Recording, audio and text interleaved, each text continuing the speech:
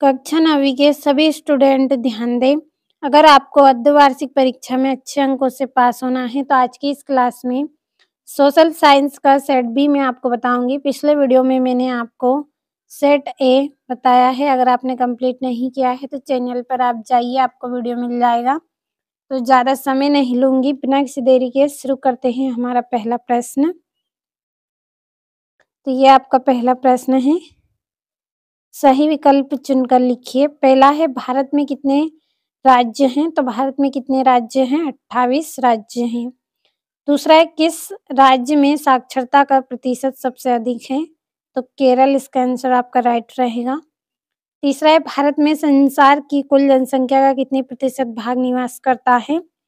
तो 14.8% भाग निवास करता है। चौथा है अमेरिका के सैनिक अड्डे पर्ल हार्बर पर बमबारी की थी, किसने करी थी? जापान ने। जल्दी से स्क्रीनशॉट ले, इसके बाद हम पांचवा और छठा प्रश्न पढ़ेंगे।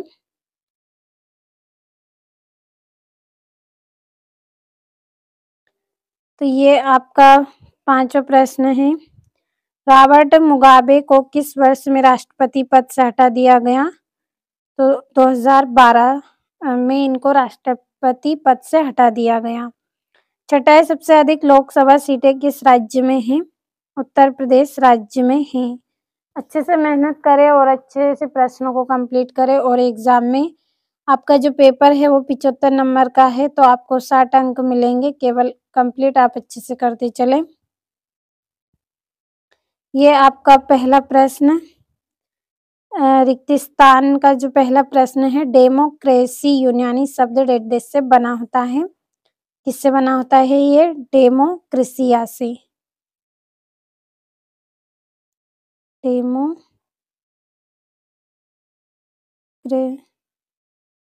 शब्द से मिलकर बना होता है। दूसरा है भारत में हमेशा जन्म दर से डेट अधिक रही है, तो जन्म दर से अधिक क्या रही है? मृत्यु दर। तीसरा है मानव पृथ्वी के संसाधनों का उत्पादन एवं डेट करता है, तो क्या करता है? उपयोग भी करता है। उपयोग।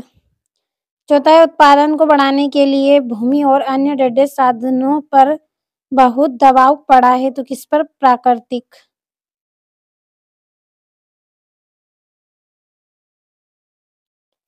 पांचवा है एक वर्ष में किसी भूमि पर एक से ज्यादा फसलें पैदा करने को डेट प्रणाली कहते हैं, तो क्या कहते हैं? बहुविध फसल प्रणाली। तो यहाँ पे मैं लिखूंगी बहुविध फसल। तो देखिए जगह कम है इसलिए इस तरह से लिखना पड़ रहा है, बहुविध फसल प्रणाली। नोट करते चले, अगर इस तरह से समझ में नहीं आ रहा है आपको तो बोल रही हूँ, नोट करते चले। छठा गेहूं क्रांति शीर्षक से एक विशेष डाक टिकट डेडेस ने जारी की, किसने की? इंदिरा गांधी ने। तो इसका आंसर हम नीचे लिख लेंगे, इंदिरा गांधी ने। ये तो ये आपके सभी रिक्त स्थान हो गए हैं। अगला जो प्रश्न है आपका, उसमें आपको जोड़ियां करनी है। तो ये आपकी यहाँ पे जोड़ियां हैं। पहली जोड़ी है काम के बदले अनाज कार्यक्रम, तो इसकी आएगी 1977 से 78। दूसरा है बस्तर, तो बस्तर की रहेगी छत्तीसगढ़। तीसरा है डाइट्रिच ब्रेसेड, तो इसका रहेगा जर्मन। तीसरा है रॉबर्ट ओवेन, तो इसकी जोड़ी रहेगी इंडियाना। पांचवा है तुषारपात, तो तुषारपात की रहेगी उत्तर में। और वन अधिनियम, तो इसका आएगा 1865। ये जोड़ियां हो गई आपकी। अगला जो प्रश्न है इसमें आपको एक वाक्य में उत्तर करना है, तो भर लेते हैं जल्दी से। पहला है भारत की सबसे लंबी नदी है, तो कौन सी नदी है? गंगा। गंगा। दूसरा है किन भागों में शीत ऋतु स्पष्ट नहीं होती है? प्रायद्वीपीय भागों में। प्रायद्वीपों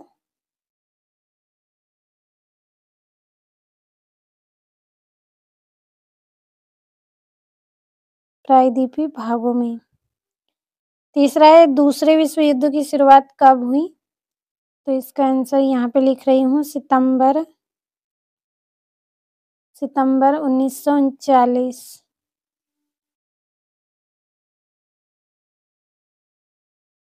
चौथा है किशोर प्राय किस आयु वर्ग के होते हैं?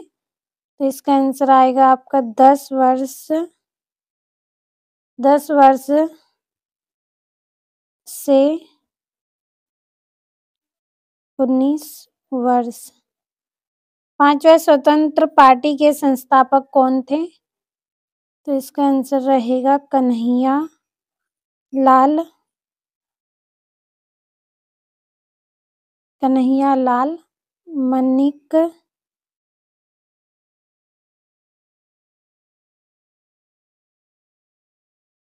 मणिकलाल मुंशी। छठा है नागरिकों द्वारा अपने प्रतिनिधि निर्वाचित करने की प्रक्रिया क्या कहलाती है? तो निर्वाचन कहलाती है। तो ये हो गए आपके एक वाक्य में उत्तर। अगला जो प्रश्न है उसमें सत्य असत्य का आपको चयन करना है, तो भरोसा रखें, अच्छे से कंप्लीट करें आप पूरे प्रश्नों को। तो मैं यहाँ पे टिक कर देती हूँ, आप पढ़ लीजिएगा। भारतीय मानसून में होने वाली वर्षा अनिश्चित है, तो ये सत्य। दूसरा है 1929 में आर्थिक महामंदी का दौर शुरू हुआ, तो ये भी सत्य। तीसरा जो है आपका सत्य रहेगा। चौथा है पालमपुर में ज़्यादा लोग व्यापार नहीं करते, तो ये सत्य है। और भारत का सबसे गरीब राज्य पंजाब है, तो ये आपका गलत रहेगा। और गेहूं के उत्पादन में उत्तर प्रदेश एवं मध्य प्रदेश में उल्लेखनीय वृद्धि हुई, तो ये सत्य रहेगा।